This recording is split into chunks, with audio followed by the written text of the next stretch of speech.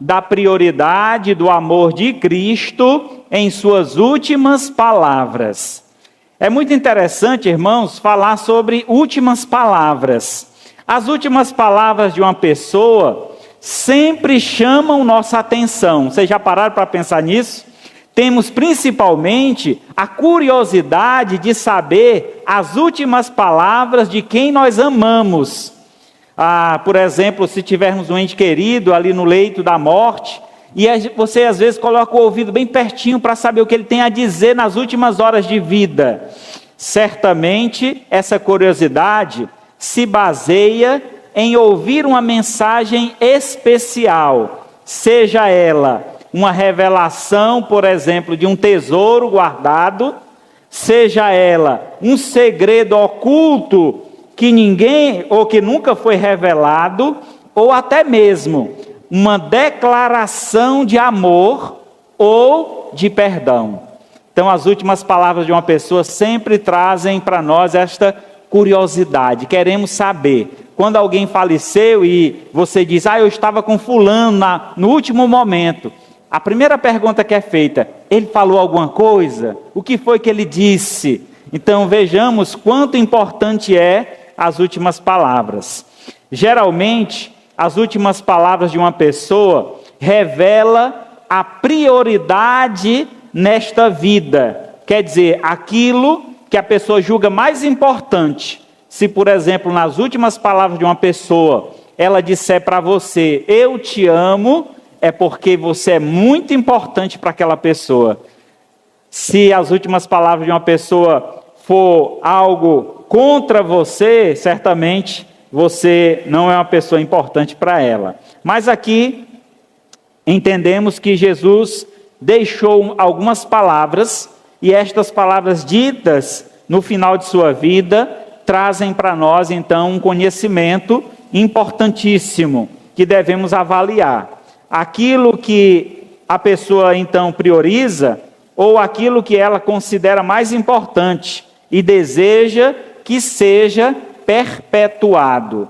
Então, as últimas palavras que a pessoa profere é o desejo do coração dela que continue nesta vida, seja o amor declarado, seja um perdão, seja um segredo oculto que fora revelado, é porque ele quer que aquilo seja perpetuado e passe adiante. Diante disso, então, vejamos as últimas palavras de Jesus e conheçamos sua prioridade do amor. Abra sua Bíblia em Marcos, capítulo 15. Vamos ler do verso 22 ao 41.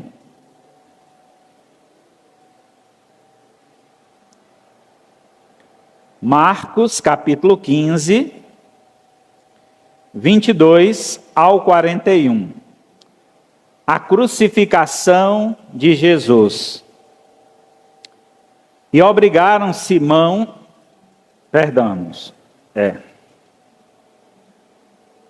Marcos 15, 22.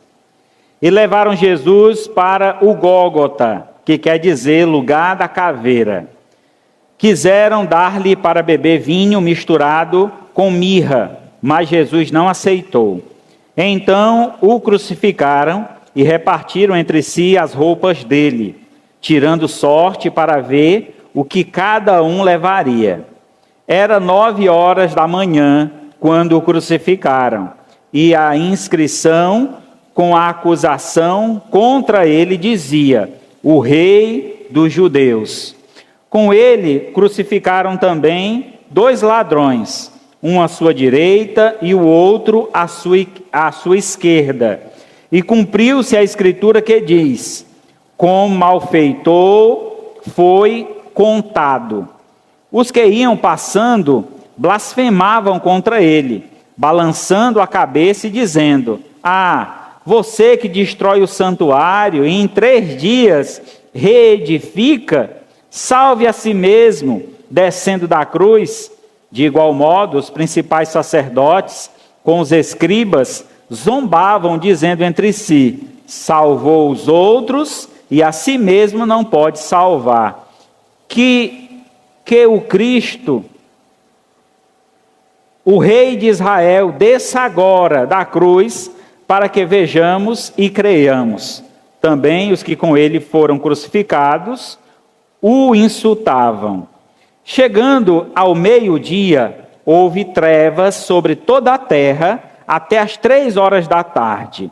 E às 3 horas, Jesus chamou em alta voz: Eloi, Eloi, lema sabactani, que quer dizer: Deus meu, por que me desamparaste?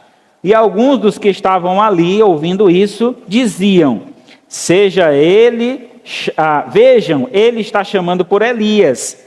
E um deles correu para embebedar uma esponja em vinagre e colocá-lo na ponta de um caniço e deu-lhe de beber, dizendo: esperem, veja se Elias vem tirá-lo.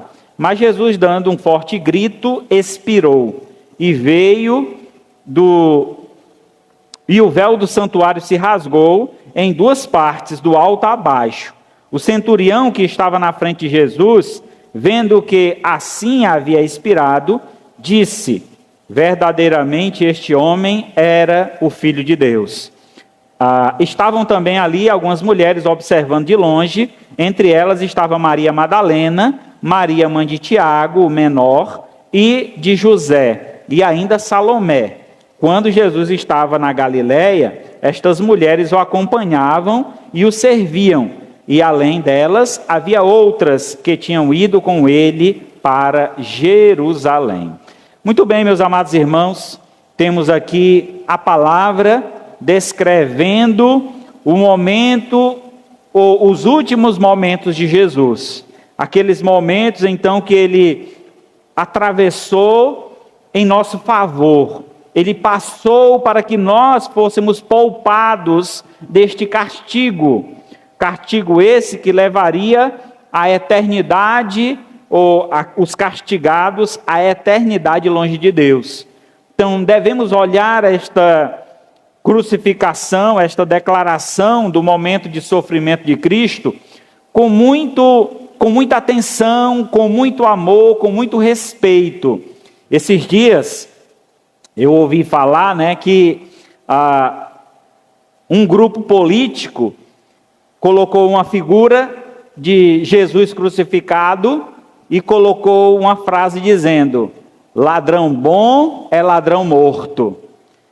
Isso é uma blasfêmia contra Deus. Estão acusando então Jesus que ele foi morto por ser um ladrão. E isso não existe. Jesus era inocente, morreu sem culpa alguma. O culpado somos nós. O culpado é cada um de nós. A culpa estava em nós. E ele recebeu sobre si o pecado de muitos, para que aqueles que creem em seu nome possam receber dele o perdão de seus pecados. Vamos fazer uma oração e daremos continuidade à mensagem. Deus santo e Pai querido, louvado seja o teu nome. Agradeço ao Pai pelo teu amor e favor sobre nossas vidas. E diante dessa declaração lida, Senhor, nas tuas sagradas escrituras, declaração essa, ó Pai, dos últimos momentos do teu Filho Jesus, antes da crucificação. E nesse momento, ó Pai, um momento de dor, de aflição, mas também um momento de expressão de amor. Que possamos enxergar este amor na pessoa de Cristo, através de suas palavras. Possamos, ó Pai, receber esse amor em nossos corações e viver este amor, como o Senhor assim tem nos ensinado. Abençoa-nos, ó Pai, nesta noite, que saiamos daqui fortalecidos e edificados no Senhor. Assim eu te agradeço, em nome de Jesus Cristo, teu Filho amado, que vive e reina para todo sempre. Amém. Graças a Deus. Muito bem, irmãos. Diante disso, vejamos então as últimas palavras de Jesus e conheçamos a sua prioridade do amor. Primeiramente, as últimas palavras de Jesus declaram a dor da separação do amor. Deixa eu fazer aqui um comentário antes do texto. O texto que eu li, Marcos, a gente só vê uma das declarações de Jesus. Então nós temos 4 evangelhos. Cada evangelho enfatizou uma das palavras. Então nós vamos aqui nos referir a cada evangelho e a palavra que o o escritor decidiu declarar sobre Jesus. E estas declarações somadas são 7 palavras, ou 7 frases, 7 expressões. E nessas expressões vemos declaração de amor. A primeira delas se encontra em Mateus 27, 46. Mateus 27, 46. A declaração, a dor da separação do amor. Por volta da hora 9, clamou Jesus em alta voz, dizendo: Eli, Eli, lama sabactani, que quer dizer: Deus meu, por que me desamparaste? É uma expressão, irmãos, na nossa ótica, meio confusa. O que Jesus quer dizer com esta declaração? Ele está clamando a Deus e dizendo que Deus desamparou a ele o que ele esperava que acontecesse. Na verdade, meus irmãos, Jesus, ele veio ao mundo com o propósito de dar a vida por nós. Ele já sabia disso. Ele sabia da morte de cruz. Ele sabia de tudo o que iria acontecer. Ele já estava preparado para isso. Mas, no momento, uma coisa é você estar preparado, outra coisa é você vivenciar aquilo. Então, pela primeira vez na vida eterna de Cristo, ele passaria por um momento de separação do Pai, por nossa causa. Ele seria separado do Pai. Ele iria passar pela morte. Morte significa separação. E a culpa ele não tinha. A culpa são os nossos pecados que ele levou sobre si. E os nossos pecados, a Bíblia diz, que fazem separação entre nós e o nosso Deus. Então, no momento da crucificação, no momento da morte de Cristo, sobre ele pesava os nossos pecados. A maior dor que Jesus enfrentou não foram os pregos em seu pulso, não foram os pregos em seus pés, não foram as chicotadas, não foram as palavras que as pessoas falaram contra ele, mas a maior dor e aflição que Jesus sofreu foi essa separação do Pai, mesmo que fosse por pouco tempo, mas ali ele provou algo que ele nunca tinha vivido na vida. Está longe do Pai, está longe de Deus. E esta é a sensação que muitos hoje vivem e não se conscientizam, não sabem o peso disso. Eles vivem longe de Deus, na desobediência, vivem fazendo coisas que desagradam ao Senhor, sendo que essa separação, ela pode conduzir a pessoa à eternidade longe de Deus. E essa sim seria a pior de todas dores, que é não ter mais esperança, não ter mais chance e oportunidade de uma vida eterna. Jesus então provou por pequeno espaço de tempo, e dentro deste momento, nessa oportunidade, ele vê e sente tamanha dor da separação. Estar longe de Deus é estar em sofrimento. E nesse instante, Jesus sofreu em nosso lugar. Então, as primeiras palavras de Jesus declaram a dor da separação do amor. E o maior amor que existe é o amor de Deus por nós. É o amor do Pai para com o Filho. E Jesus sofreu esta dor em nosso lugar, para que nós hoje pudéssemos viver a sua vida, viver em comunhão com o Pai e não mais sentir essa dor da separação. Isaías 53, verso 4 e 5 diz: certamente ele tomou sobre si as nossas enfermidades e as nossas dores levou sobre si. E nós o reputávamos por aflito, ferido de Deus e oprimido, mas ele foi transpassado pelas nossas transgressões, foi moído pelas nossas iniquidades. O castigo que nos traz a paz estava sobre ele, e pelas suas pisaduras fomos sarados.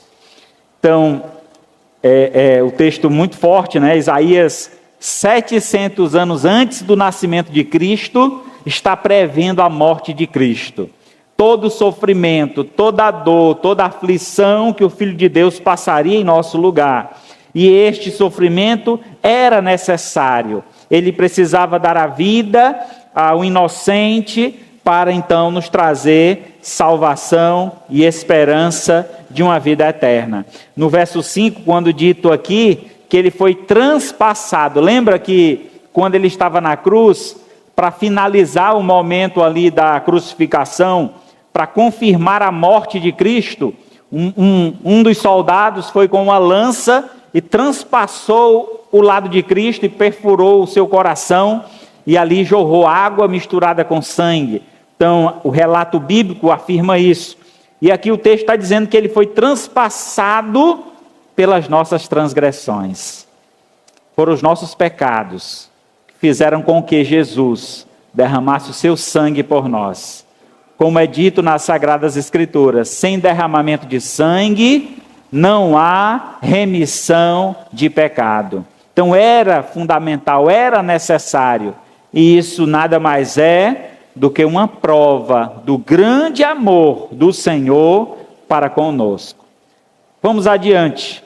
A segunda palavra dita por Jesus, a segunda expressão, as últimas palavras de Jesus declaram amor, o amor misericordioso. Lucas 23, 34. Contudo, Jesus dizia: Pai, perdoa-lhes, porque não sabem o que fazem. Então, repartindo as vestes dele, lançaram sorte. Jesus está intercedendo, irmão, naquele momento de dor, de aflição. A morte de cruz era uma morte terrível, o sofrimento é imensurável. Dizem os estudiosos que quando uma pessoa era crucificada, os pulmões dele se enchiam de sangue. Então a pessoa tinha uma extrema dificuldade de respirar. Jesus então puxa fôlego, puxa com toda a sua força, e diante desta força que ele puxa, ele lança palavras de perdão, palavras de misericórdia. E ele diz: Pai, perdoa-lhes, porque eles não sabem o que estão fazendo. Naquele momento os soldados estavam ali jogando, apostando quem ficaria com que parte da veste de Jesus. A veste de Jesus era um tecido sem corte, sem costura, era um tecido inteiro. E eles ficaram ali desejosos por aquele tecido, um tecido certamente valioso. E ali naquele momento, eles brigavam para quem iria ficar com aquela parte da roupa de Jesus. E então Jesus pede ao Pai misericórdia. Pede ao Pai que os perdoe, que Deus não o julgue diante daquela briga que eles estavam fazendo, enquanto seu filho estava morrendo em uma cruz. A misericórdia de Deus, irmãos, ela é muito importante para os seres humanos, para todos nós. A misericórdia de Deus é a causa de nós não sermos consumidos. Todas as vezes que cometemos um pecado, nós estamos ofendendo a Deus. E uma ofensa contra Deus é algo terrível, que nós merecíamos imediatamente sermos fulminados. Cair um raio do céu e torrar na hora, ficar só o pozinho, o pó voltar ao pó. Era isso que nós merecíamos por cada vez, por cada ofensa que cometemos contra Deus.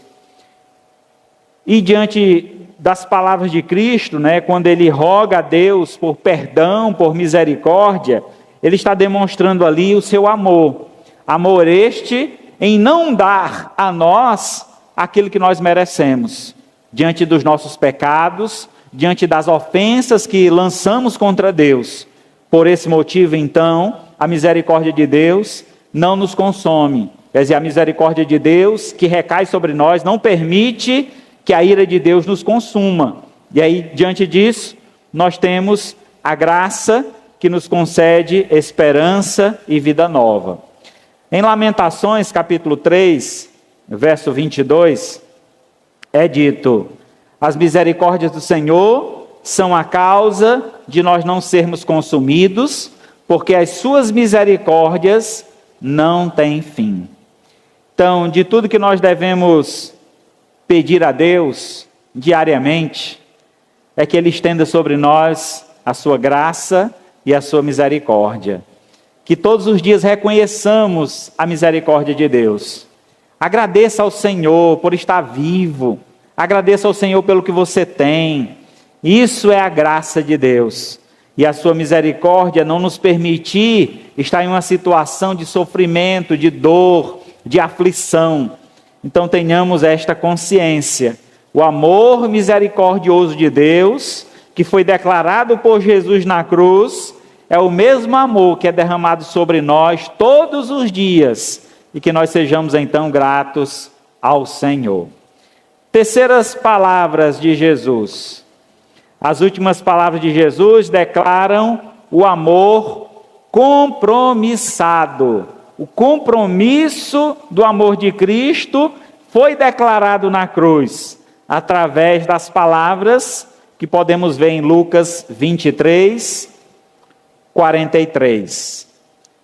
Jesus respondeu: em verdade te digo que hoje estarás comigo no paraíso. Estas palavras foram ditas a um dos ladrões. Então Jesus Cristo foi crucificado, à sua direita e à sua esquerda haviam dois ladrões sendo crucificados junto a ele. E naquele momento, um dos ladrões blasfema contra Cristo. Diz: se tu és realmente o Cristo, tira nós daqui, sai da cruz e tira nós daqui também. O outro, porém, reconhecendo que ele merecia tal punição pelo mal cometido, ele estava sofrendo porque tinha cometido um mal que o levaria àquela condição. Ele repreende o outro e diz: este homem nenhum mal fez. Nós estamos aqui porque nós merecemos. E então ele olha para Jesus e diz: lembra-te de mim quando entrares no teu reino. E Jesus então afirma estas palavras de amor, de um amor compromissado. Eu estou fazendo um compromisso com você. Que compromisso é esse? Ainda hoje você estará comigo no paraíso. Esse compromisso, irmãos, ele também é feito conosco. A partir do momento que nós confessamos o nome de Jesus como Senhor e Salvador da nossa vida. Quando cremos em Cristo como o único e suficiente Salvador, Ele faz um compromisso de amor conosco. Ele nos oferece a vida eterna. Que maravilha, irmãos! Que maravilhoso termos esse compromisso de amor. Quando nós nos casamos, colocamos uma aliança diante de um sacerdote, ali naquele momento, nós fazemos um compromisso de amar a esposa, de ser fiel a ela, na saúde, na doença, até que a morte nos separe. Então há um compromisso de amor, mas esse compromisso ele é limitado, é até que a morte nos separe. Haverá um dia, um momento, que aquele compromisso deixará o seu valor, perderá o seu valor, porque a morte encerrará aquele compromisso. Mas o compromisso que Cristo faz conosco, esse compromisso é eterno, porque o que Ele nos oferece é uma aliança eterna. Aquele que crê será salvo. E se nós cremos no Senhor, recebemos dele a salvação, que é a vida eterna. Uma vida completa ao seu lado. É um casamento, irmão. É uma vida completa ao lado de Deus. E este casamento perfeito será eterno. Isso quer dizer, não terá fim. Estaremos unidos ao Senhor para todo o sempre. Então veja que amor compromissado esse de Jesus. Talvez aquele homem na cruz, ele não tinha compromisso com nada. Não tinha compromisso com família, não tinha compromisso com a sociedade, era um marginal, alguém que andava à margem da lei, é alguém que não estava ligando para leis, para nenhum tipo de legalização, ele estava apenas vivendo uma vida completamente subordinada ao pecado, completamente livre de qualquer situação, né? Tendo ele na mente que estava vivendo uma vida totalmente livre, e essa liberdade completamente falsa, não é a liberdade verdadeira. A verdadeira liberdade é você ter poder para dizer não ao pecado e sim para Deus. Essa é a verdadeira liberdade. E este homem não o conhecia, não tinha esse compromisso no seu coração. Mas ao ouvir estas palavras, este homem certamente recebe o maior amor, a maior expressão de amor que ele possa ter ouvido em toda a sua vida. E essa expressão de amor, de respeito e de ver Jesus, sair estas palavras da boca de Jesus, certamente trouxe ao seu coração grande alegria, e se a gente pudesse dizer, uma boa morte, porque ali ele já tinha concluído a sua vida aqui nesta terra, tendo uma garantia de uma vida eterna no reino dos céus. O que mais ele queria? Por mais que ele descesse daquela cruz, certamente a melhor coisa que para ele poderia acontecer era ele morrer naquele momento, porque ele estaria na eternidade com Deus. Por isso Jesus disse: ainda hoje estarás comigo. Jesus, em João 11, 25, ele faz essa afirmação da vida eterna, né? E ele diz: eu sou a ressurreição e a vida. Quem crê em mim, ainda que morra, viverá. E todo aquele que vive e crê em mim, não morrerá eternamente. Então é esse compromisso que Jesus estava expressando com estas palavras: ainda hoje estarás comigo no paraíso. Você vencerá a morte. A morte não terá domínio sobre você. Mesmo que você morra, você receberá uma vida eterna. E é isso que o Senhor promete e oferece a todo aquele que nele crê. A quarta palavra de Cristo na cruz, as últimas palavras de Jesus declaram o amor cuidadoso. Diante daquela aflição, talvez uma coisa que a gente menos iria olhar é para a aflição do outro.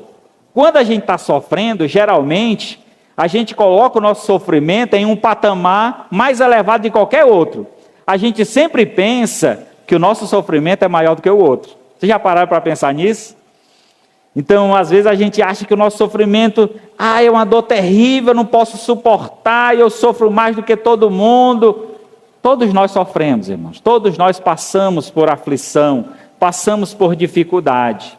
O que diferencia um do outro é a compaixão, é termos olhar para o outro, ver o sofrimento do outro e tentar amenizar esse sofrimento. É como se você tivesse consideração e esse cuidado e essa consideração fizesse com que você sentisse a dor do outro. A compaixão é sentir a dor do outro. E aí então, nesse momento de grande aflição, Jesus olha para aqueles que estão ao seu redor e ele sente compaixão daqueles que estavam próximo dele, de sua mãe e do seu discípulo amado. E as palavras que ele usa então agora expressam justamente este amor cuidadoso, este amor compassivo. Vejamos o que ele diz. João 19, 26. Vendo Jesus a sua mãe, e junto a ela o discípulo amado, disse: mulher, eis aí o teu filho. Depois disse ao discípulo: eis aí a tua mãe. Desta hora em diante, o discípulo a tomou para casa. Meus amados, nesse momento, quando Jesus está crucificado, sentindo dores e passando por um turbilhão de coisas na sua mente, certamente, ele conseguiu ter compaixão, olhar para o sofrimento da sua mãe, do sofrimento do seu melhor amigo, e ver aqueles dois sofrendo por causa do sofrimento dele, ele então expressa um amor cuidadoso. Eu não posso desampará-los. E ele então olha e diz que um cuide do outro. A partir de agora, mãe, está aí um filho para você. E a partir de agora, meu amado, aí está a tua mãe, cuide dela, tenha amor por ela, respeite-a. Então essa expressão está incutida a ideia aqui da proteção, do cuidado. Jesus tinha outros irmãos, a Bíblia relata pelo menos 5 irmãos Jesus tinha, mas naquele momento só Maria estava lá, só a sua mãe. E um dos discípulos estava lá, que é relatado, que é João.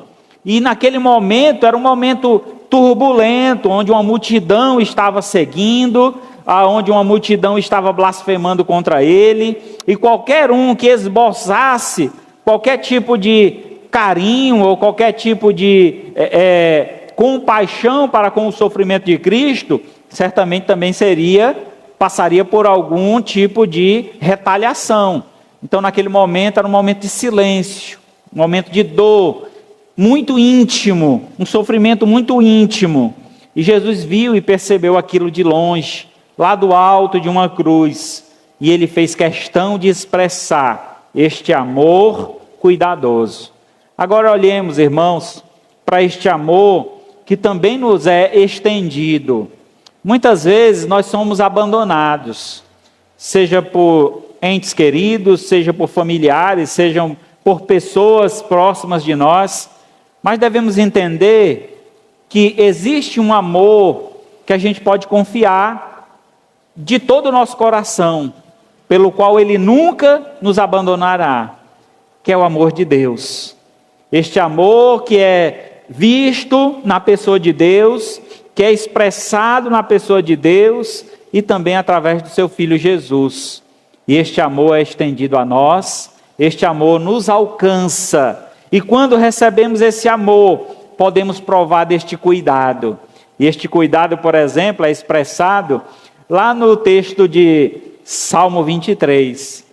Senhor é meu pastor e nada me faltará. Esse é o amor cuidadoso. Ele não nos deixa nada faltar.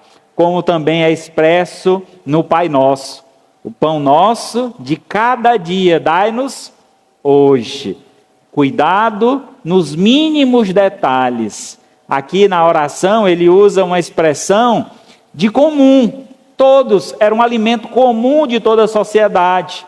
Todos daquela região tinham pelo menos um pão para comer pela manhã. Então aquela era uma oração muito significativa, de cuidado constante de Deus. Todas as manhãs, quando você despertar e ter na sua mesa pelo menos um pão para comer, você agradeça ao Senhor e reconheça ali o seu grande amor. Pai, muito obrigado por o Senhor me amar e me sustentar e cuidar de mim nos mínimos detalhes. Irmãos, como Deus é maravilhoso. Eu já contei essa história uma vez aqui para vocês, mas vou repetir.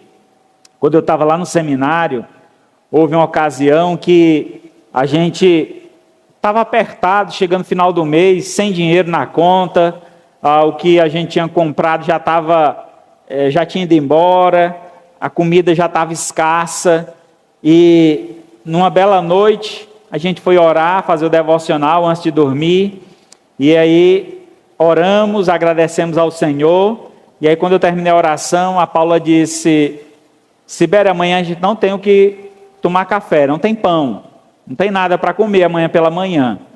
Eu disse: não se preocupe, eu quando me acordo, eu não sinto fome, eu posso ficar até meio-dia sem comer tranquilamente. O meu organismo não sente necessidade de comer pela manhã, eu sou assim. Já ela é diferente, ela acorda já se tremendo assim, tem que comer alguma coisa para passar o tremelique, né? Então ela gosta de comer cedo assim que acorda. E é diferente, os organismos são diferentes. Eu disse a ela: olha, não se preocupe, quando for 9 horas tu dorme um pouco mais, quando for 9 horas tem um lanche lá no seminário, tu vai lá e lancha lá. Aí disse, tá bom, pois eu vou fazer assim. E eu acordava 7, bebia água e ia para a aula, em jejum. Era bom até para se consagrar, né, para entender melhor o conteúdo, né? E aconteceu que quando a gente decidiu aquilo, fez a oração, alguém bate na porta. E aí um rapaz, eu abri a porta, era um seminarista que morava lá dentro do seminário, eu morava fora. O meu apartamento era o último do corredor, do lado de cima, era o 8º apartamento. E esse rapaz cruzou por vários apartamentos dentro do seminário, saiu do seminário, entrou no meu bloco, foi no último apartamento para me entregar um saco de pão. E naquele momento eu fiquei, mas como assim? Eu só recebi e agradeci. Obrigado, muito obrigado. E agradeci. E aí oramos novamente agradecendo ao Senhor, guardamos o pão e foi bênção. E os anos se passaram e um dia eu encontrei esse rapaz, já pastor, e a gente conversando, eu relatei esse fato a ele.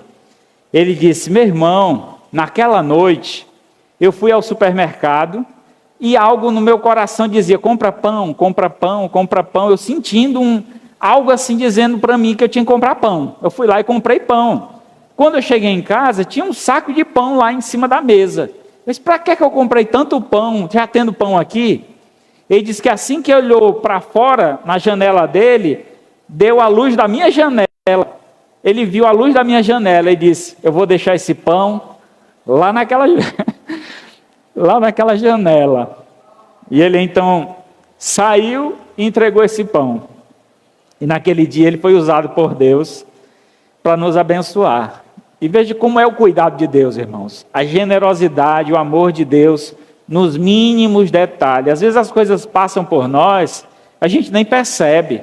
Uma ajuda, um cuidado, alguém que a gente nem conhece, chega e nos abençoa, nos ajuda de alguma forma. É Deus cuidando de nós, usando os seus anjos. E assim Deus tem feito, e assim Deus faz para aquele que crê, é claro. 1 João 5,1. Todo aquele que crer que Jesus é o Cristo é nascido de Deus. E todo aquele que ama ao que o gerou, também ama o que dele é nascido. Então esse cuidado amoroso que Jesus teve por sua mãe, é o cuidado que ele tem por nós, e é o cuidado é o cuidado que ele tem por todo aquele que o ama, e ama o que o gerou, que é o próprio Pai, que ama a Deus. E assim nós devemos amar a Deus acima de todas as coisas, e receberemos dele essa resposta de amor também, um amor cuidadoso. Em quinto lugar, as últimas palavras de Jesus declaram amor convicto. Vejamos João 19, 28. Depois, vendo Jesus que tudo estava consumado, para se cumprir a Escritura, disse, tenho sede. Essa expressão, irmãos, usada por Jesus, tenho sede, ela é uma expressão que a gente poderia aqui agregar vários valores. Dentre eles, a questão da humanidade de Cristo. Cristo ali estava sofrendo como homem, como nós, sofrendo a dor daqueles pregos, a dor do sofrimento de respirar. E outra ideia que a gente pode aplicar para o texto é dele entender que aquilo era importante, aquele passo que ele estava dando, e entender que, diante da cultura romana, eles já levavam ao pé da cruz uma esponja grande e um balde de uma bebida misturada, né? Algumas vezes era um vinho já estragado, ou era vinagre misturado com vinho, e aquilo era para acelerar a morte da pessoa. Então eles usavam aquilo para acelerar a morte. Quando Jesus então diz que tem sede, um dos soldados mergulha essa esponja na solução lá, nessa mistura, e coloca na boca de Jesus. E ali Jesus, ao tomar daquela bebida, ele está tomando a decisão de entregar a sua vida realmente ao Pai, né? E para a morte. Então ele estava ali exatamente com a convicção do seu chamado, a convicção do porquê que ele estava ali. Eu não vim aqui para morrer, que seja feita então a vontade do Senhor. O processo é este, eu estou pronto a passar por todo o processo. Irmãos, na nossa carreira cristã, a gente tem que enfrentar vários processos. Processos estes de aperfeiçoamento, de melhoramento, de nos tornarmos maduros. E muitas vezes esses processos são doloridos, são processos difíceis de enfrentar, mas que são necessários. Jesus então, ao tomar essa atitude, ao expressar estas palavras, ele está reconhecendo que isso fazia parte do processo que ele precisava passar, estava pronto ele a passar por esse processo, para que então pudesse se tornar o Salvador da humanidade, o Salvador dos homens. Sendo assim, ele, convicto deste amor, ele entrega-se a este processo. Veja como isso é claro, ou fica mais claro quando a gente lê João 15:13. Ninguém tem maior amor do que este, em dar a alguém a própria vida em favor dos seus amigos. O amor de Cristo foi o que fez ele tomar daquela bebida, o amor de Cristo foi o que fez ele sofrer a morte de cruz e passar por tudo aquilo em nosso favor. Sexto, o amor confiante. Lucas 23:46. Então Jesus clamou em alta voz: Pai, nas tuas mãos entrego o meu espírito. E dito isso, expirou.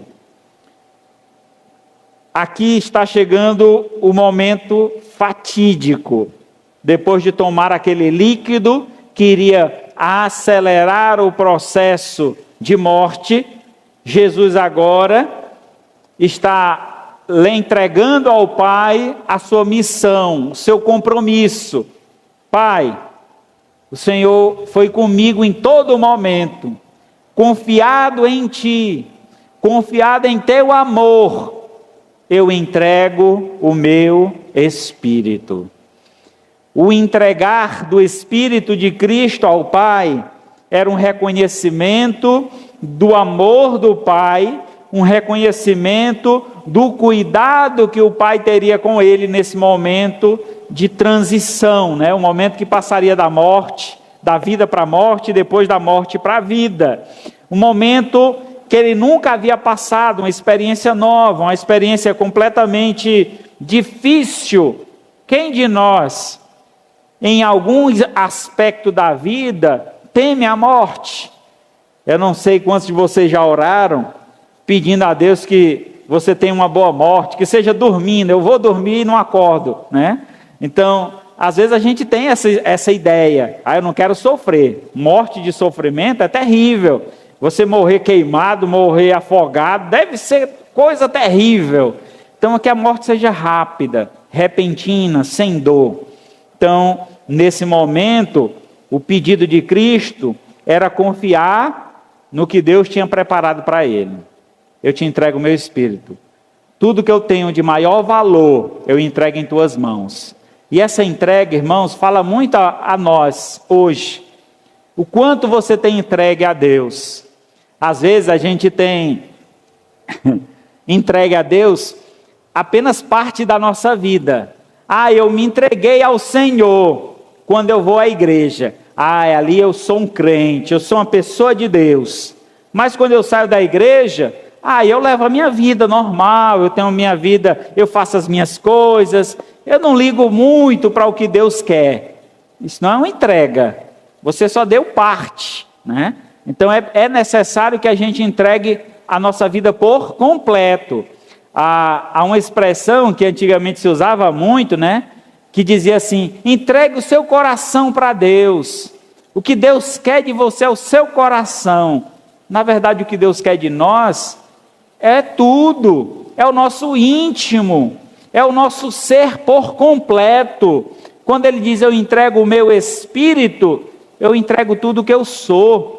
Porque nós somos espírito, irmão. O corpo, isso aqui é só matéria, é pó, vai voltar ao pó. Mas o espírito que foi dado por Deus, voltará a Deus. Por isso, o maior valor que nós temos é o nosso espírito. E um espírito conectado com Deus tem uma garantia. A garantia de uma eternidade ao lado de Deus. Por isso, a gente pode ver aqui em Isaías 26:3. Tu, Senhor, conservará em perfeita paz aquele cujo propósito é firme, porque ele confia em Ti. Quando nós entregamos por completo a nossa vida ao Senhor, entregamos por inteiro, esse é um ato de firmeza e de confiança. E aquele que é firme neste propósito, ele certamente está demonstrando a sua confiança em Deus. Eu não pertenço mais a mim mesmo, eu sou de Cristo. Então Paulo demonstrou isso, né, nas suas palavras, em suas cartas, e nós devemos demonstrar isso no nosso viver diário, irmãos. Devemos ter essa atitude de uma vida abdicada, né, abandonar todo o mundo, todo o mal, para vivermos completamente para o Senhor. Às vezes temos uma ideia errada sobre a entrega e achamos que Jesus não se importa com o que a gente faz, com o nosso corpo. Eu posso fazer o que eu quiser com o corpo, se Jesus quer só o meu espírito. Lembra que o homem ele é composto por duas partes: parte material e a parte espiritual. Então Deus espera e Ele está atrás de verdadeiros adoradores que o adorem em espírito e em verdade, que o adorem com o espírito, mas também o adorem com o corpo. Que o nosso corpo seja morada do Espírito Santo de Deus, para que assim esse Deus que habita em nós possa nos usar para a honra e glória do seu santo nome. Isso só é possível se houver uma entrega completa, assim como Cristo fez, demonstrando esse amor confiante no Pai. Confie no amor do Pai. Entregue a sua vida por inteiro a Deus. E por último, as últimas palavras de Jesus declaram o amor concretizado. João 19:30, quando, pois, Jesus tomou o vinagre, disse: está consumado. Inclinando a cabeça, rendeu o Espírito. Inclinando a cabeça, seu espírito foi entregue a Deus. Quando esta expressão é usada, está consumado, tetelestai, na língua original, está consumado, cumpri a missão. Eu vim para isto e aqui estou entregando a minha missão ao Senhor, completa, concluída. E sabe, irmãos, nós temos uma missão nessa terra. A nossa missão é adorar a Deus. E adorar a Deus é em todo o tempo. Não é só no templo. Não é só quando chegamos aqui que nós adoramos a Deus. Adoramos a Deus em todo lugar, por onde formos. Somos adoradores de Deus. Devemos viver como adoradores de Deus. Em nossa boca deve estar sempre a palavra do Senhor. Eu tenho uma certa dificuldade, irmão. Eu tenho muita dificuldade em entender que um cristão, por exemplo, ele tem o costume ou a cultura de estar ouvindo música do mundo, música mundana, que não seja música cristã. Porque penso eu que o cristão ele deve estar conectado em todo momento com o Senhor. E quando eu estou cantando uma música do mundo, eu estou deixando de adorar a Deus. Eu não estou adorando a Deus com esta canção. E eu fui feito para adorar a Deus. Eu devo adorar a Deus em todo tempo. Na minha boca, nos meus lábios, devem sempre sair palavras que glorifiquem o nome do Senhor. Eu tenho muita dificuldade de entender alguém que não vê problema com isso.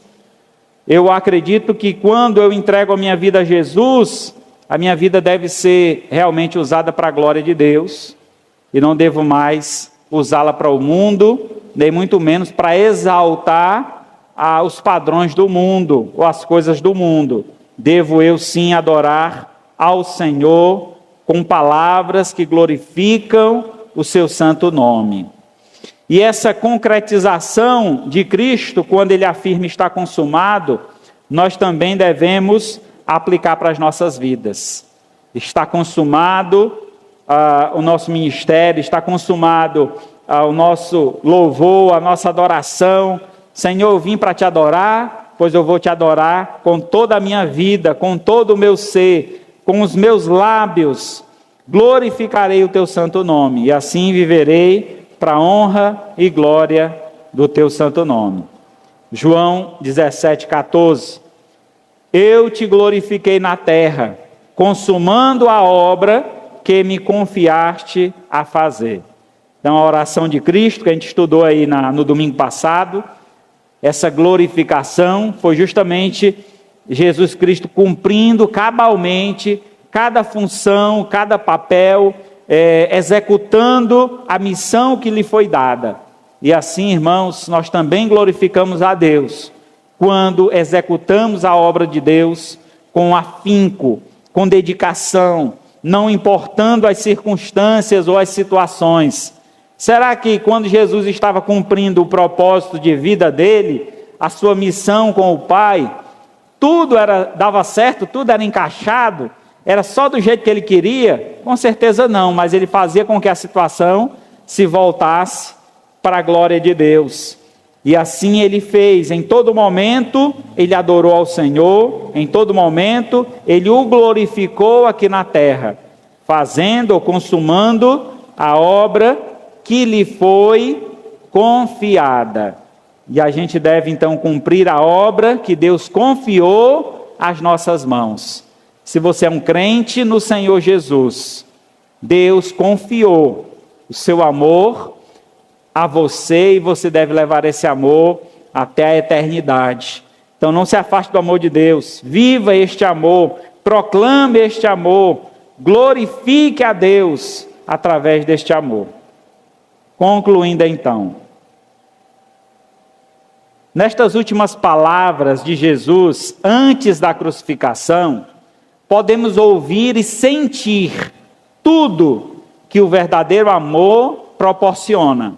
Assim como Jesus Cristo priorizou o amor, nós devemos fazer o mesmo, para que provemos o resultado que este amor produz. Que resultado é esse? A vitória eterna. O amor de Cristo, sendo ele declarado na cruz, ou muito antes, através da sua vida de dedicação à obra do Pai, ele estava completamente envolto neste amor, espalhando este amor, e ele recebe do Pai, então, a vitória eterna, vencendo a morte. E hoje nós podemos ver uma cruz vazia e um túmulo vazio, porque Cristo venceu a morte. Nós somos gratos ao Senhor. Diante desta vitória, nos é garantido também uma eternidade ao lado do Pai, e em Cristo, como diz as Escrituras, somos mais que vencedores. 1 João 4,11, amados, se Deus de tal maneira nos amou, devemos nós também amar uns aos outros. Que possamos, irmãos, priorizar o amor, viver o amor, amar a obra de Deus. Às vezes a gente só quer ser amado, só quer ser visto, só quer ser reconhecido. Mas entendamos que a maior proporção de amor é aquele que a gente entrega a Deus e ao próximo. É este amor que será recompensado. Então façamos assim, amemos não só de palavra, mas de fato e de verdade. Amemos de todo o nosso coração, uns aos outros, como o amor do Pai foi derramado sobre nós, tendo misericórdia, perdoando, ajudando um ao outro a andar em comunhão com Deus, para que o nome do Senhor seja exaltado e glorificado hoje e para todo sempre. Amém? Louvado seja o Senhor.